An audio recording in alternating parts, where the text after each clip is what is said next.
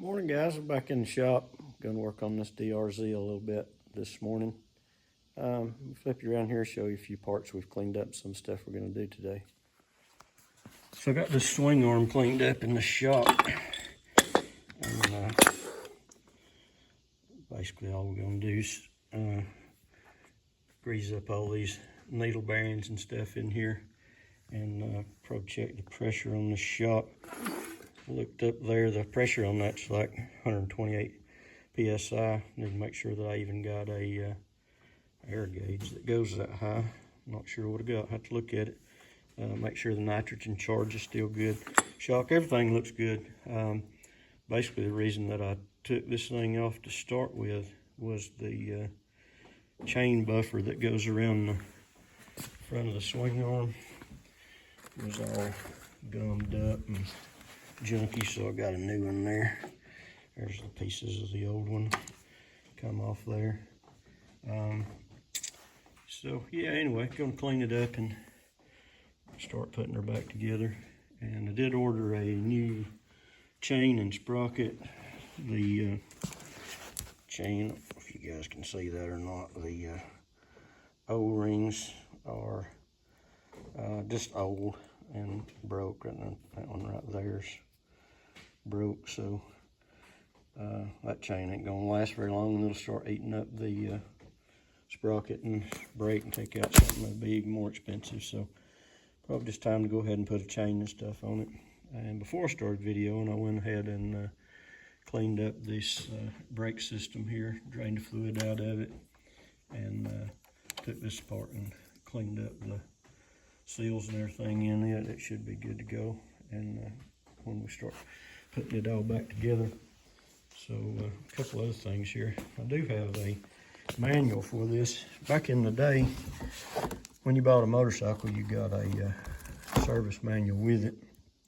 And so when I bought this one in 2000, they quit giving you the free service manuals, and I had to buy this one from the Suzuki shop when I bought it. But it's worthwhile because you got cool stuff like this. It's got this exploded view of the whole swing arm. So if you're like me and you take the thing apart and it's a week before you put it back together and you forgot where that spacer actually went, you know, and where the washer went, you just look in here and find it pretty quick. And stuff that you don't remember, like the torques, you know, for the specific screws and stuff. It's got all that in here. What needs to be greased, what needs to have Loctite on it, and that kind of stuff. So I remember back in the early 80s, me and my brother both bought a motorcycle at the same time, and I bought a 250, and I think KDX Wood's bike, Kawasaki from Competition Plus over there, and my brother bought a 420, I believe they made in that year, and we started riding them in one of the little screws or something on the, remember it was on the swing arm chain guard guide something. Mine come loose and lost a screw out of it, and so about a week he lost a screw out of his. And I'm like, well, that's good. He looked at me like I'm crazy. Like, well, you know, if one of them come loose, I'll come loose. So some of them need Loctite on them, basically what I'm saying. Let me get you set up on something here, and we'll see if we can't get a little bit of this put back together.